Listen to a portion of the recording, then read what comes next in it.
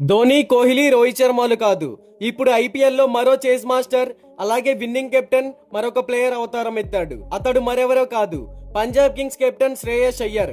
వరుసగా 6 మ్యాచ్ల్లో విజయాలు అందుకొని ఈసారి ట్రోఫీ కొట్టేదాకా ఆగేలా లేడు.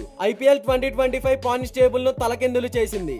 ఇప్పటిదాకా ట్రోఫీ గెలవని ఆర్సీబీ, పంజాబ్ కింగ్స్, ఢిల్లీ జట్లు టాప్ 3 స్థానాల్లో నిలిచాయి. మరీ ముఖ్యంగా మెగావేలంలో అత్యధిక ధర పలికిన శ్రేయస్ అయ్యర్ ప్రస్తుత పంజాబ్ కెప్టెన్ ఊహకందని ఓచకోత తెరలేపాడు. జట్టుకు వరుస విజయాలు అందించడమే కాదు, గతేడాది కేకేఆర్ ను 4 విజయాలు, ఇప్పుడు పంజాబ్ కు 2 విజయాలతో డబుల్ హ్యాట్రిక్ విన్స్ సొంతం చేసుకున్నాడు.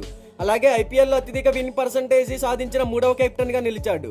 ఇప్పటి వరకు ఆయన 72 మ్యాచ్లు సారథ్యం వహించి 55.55% విజయాలు సాధించారు. ఈ క్రమంలో Mumbai Indians star batter Rohit Sharma 55.06 రికార్డును ఆయన అధిగమించారు.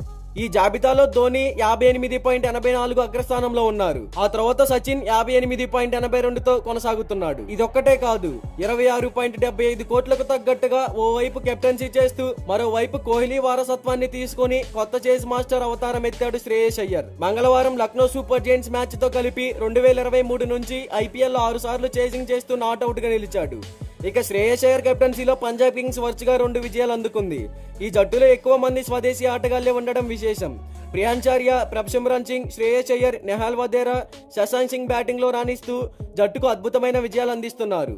అటు పంజాబ్ బెంచ్ కూడా స్ట్రాంగ్ గా ఉండడం విశేషం. మరోవైపు లక్నో సూపర్ జైంట్స్ పై ఘన విజయం అందుకొని పంజాబ్ కింగ్స్ పాయింట్ల పట్టికలో టాప్ 2లో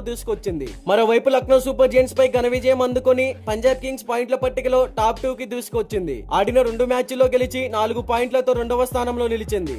అలాగే తమ నెట్ రన్ రేట్ ను కూడా స్ట్రాంగ్ చేసుకుంది. ఆర్సీబీ కూడా బ్యాక్ టు బ్యాక్ విజయాలతో టాప్ లో కొనసాగుతోంది.